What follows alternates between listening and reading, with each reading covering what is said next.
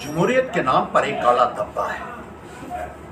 हमने पहले ही कहा था कि बहुत बड़े पैमाने के ऊपर चुनावी असेंबली में धांधलियां हुई है और सबूत हमने उस वक्त भी पेश किए थे, लेकिन उन्होंने काउंटिंग की और रिजल्ट डिक्लेयर कर दिया।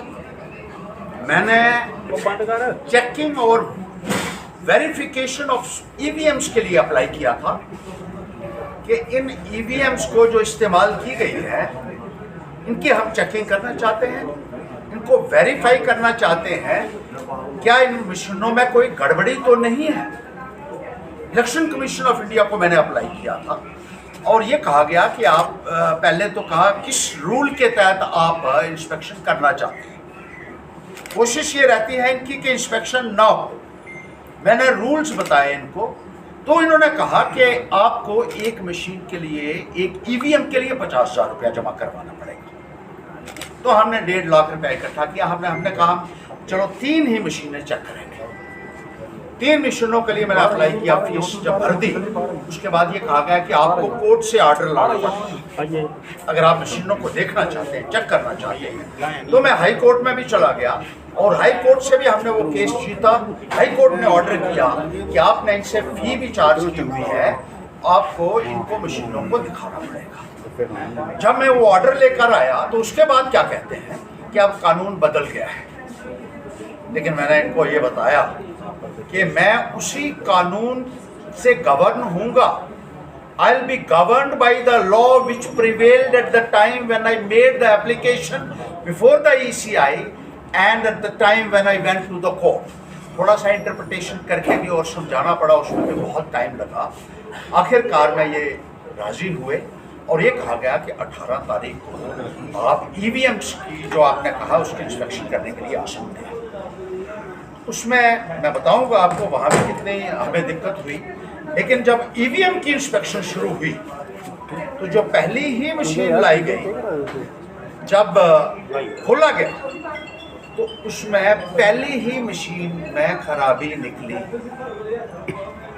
और डायग्नोस्टिक टेस्ट जो होता है, जो इंजीनियर्स जो बुलाए गए थे, ऑथोराइज्ड इंजीनियर्स थे इलेक्शन कमीशन ऑफ इंडिया द्वारा, और इलेक्शन कमीशन ऑफ इंडिया के रिप्रेजेंटेटिव्स वहां थे, डिस्ट्रिक्ट एडमिनिस्ट्रेशन वहां थी, उनके सामने वो खोला गया तो डायग्नोस्टिक टेस्ट में पहली ही मशीन फेल हो गई और उन्होंने कबूल किया कि इसमें टेक्निकल डिफेक्ट है।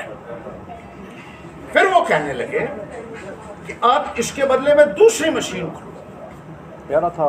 हमने दूसरी मशीन कहा ठीक है। जब दूसरी मशीन लाई गई तो उसमें भी टेक्निकल डिफेक्ट निकला। फिर कहा तीसरी मशीन लाओ, अब वो चेक कर सकते हैं। तीसरी मशीन जब लाई उसमें भी टेक्निकल डिफेक्ट निकला और डायग्नोस्टिक टेस्ट में वो मशीन भी फेल हो गई। फिर कहा नहीं, हम आपको 3 और मशीनें दिखाएंगे। मैंने अप्लाई ही 3 के लिए किया हुआ था, तो 3 में डिफेक्ट आया। मैंने कहा चौथी में क्या होगा? मैंने कहा नहीं, आप वो देख लें, जरूर देखें। हमारे लोग बाहर जा रहे थे उस वक्त कि हम नहीं देखना चाहते, और क्योंकि पहली 3 मशीनों में ही अगर टेक्निकल डिफेक्ट आया है और उस टेस्ट में फेल हुई है, और इंजीनियर्स कह रहे हैं, जो 6 इंजीनियर्स थे वहाँ, उन्होंने कहा कि डिफेक्ट है। उसके बाद चौथी मशीन लाई इन्होंने। चौथी मशीन के ऊपर पहले से ही लिखा हुआ था रिजेक्टेड डिफंक्ट। रिजेक्टेड मतलब ये इस्तेमाल में नहीं आनी चाहिए, और डिफंक्ट का मतलब हो गया ये रद्दी हो गई है, ये इस्तेमाल के काबिल नहीं है। वो कहने लगे नहीं जी ऐसे ही लिखा होता है इस पे, हम इसको खोलेंगे। चौथी पे, लेकिन मैंने उनसे ये सर्टिफिकेट भी ले लिया कि मशीन के ऊपर पहले से ही जो भेजी गई थी रिजेक्टेड और डिफंक्ट। 4 मशीनों की ये हालत है। अब सबसे बड़ी बात जो ये है कि जो ये जितनी भी ये मशीनें खोली गई, 3 के बजाय 6, क्योंकि 3 खराब निकली, उनके जो वोट उस वक्त पड़े हुए थे पोलिंग के टाइम, उसका और वीवीपैट का मिलान जो करना था उसमें उन्होंने सीधे सीधे इनकार कर दिया कि जो कंट्रोल यूनिट के ऊपर वोट लिखे हुए होते हैं वो वोट टैली करने होते हैं वीवीपैट से जो पेपर ट्रेल निकलता है।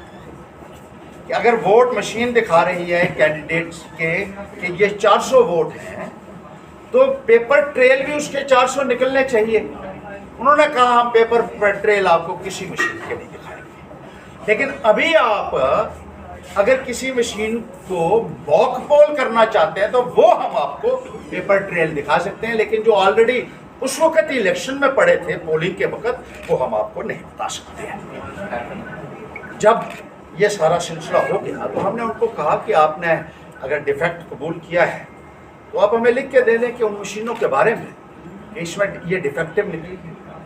उसमें उन्होंने कहा कि हमें